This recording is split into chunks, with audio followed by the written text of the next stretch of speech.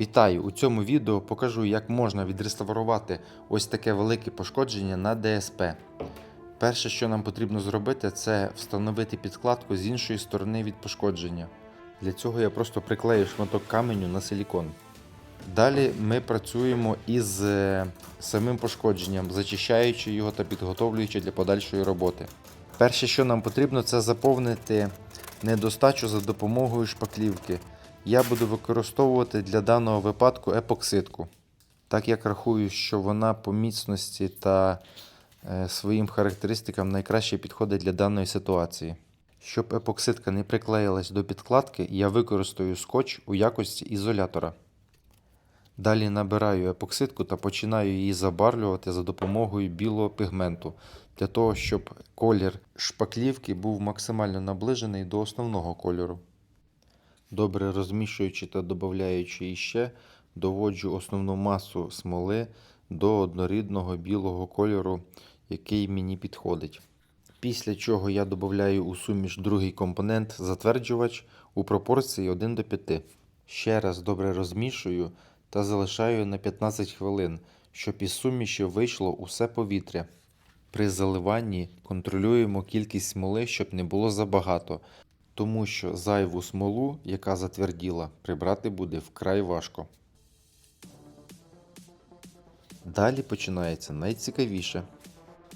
У рідкому стані епоксидна смола має поверхневий натяг, схожий на поверхневий натяг води.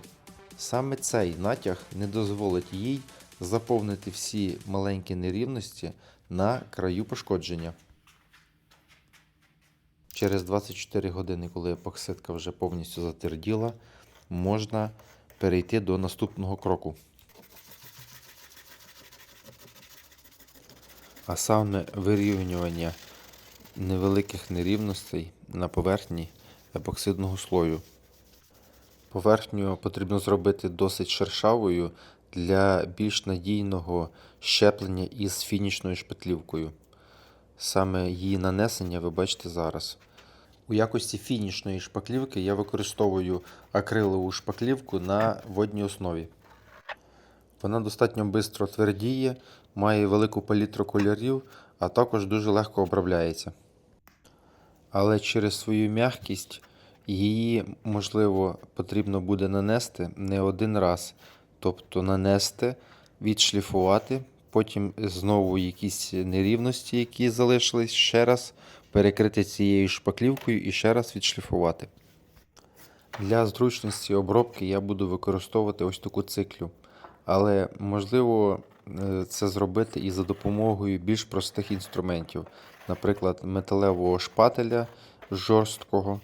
Або можна відразу починати шліфувати, якщо немає інших варіантів.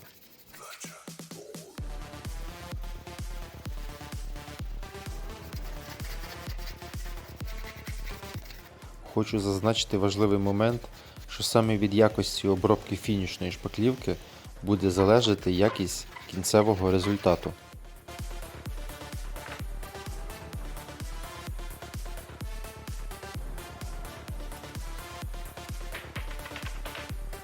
Ось така поверхня вийшла після першого нанесення. Є деякі невеличкі нерівності та неточності, які я вирівнюю ще одним нанесенням, ще одного слою.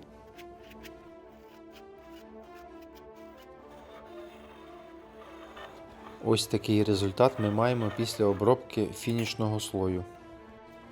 Крок номер 3 – це фарбування. Тобто потрібно усю поверхню біля пошкодження і саме пошкодження покрити фарбою у декілька слоїв з часом висихання біля 20-30 хвилин між нанесеннями. Підібрати фарбу потрібно як по кольору, так і по текстурі. Тобто для матової текстури матова фарба, для глянцевої текстури глянцева фарба. Невеликий лайфхак для ідеального результату – це доведення фарбованої поверхні до необхідного ступеню матовості за допомогою ось такого наждачного матеріалу. Ось такий маємо кінцевий результат.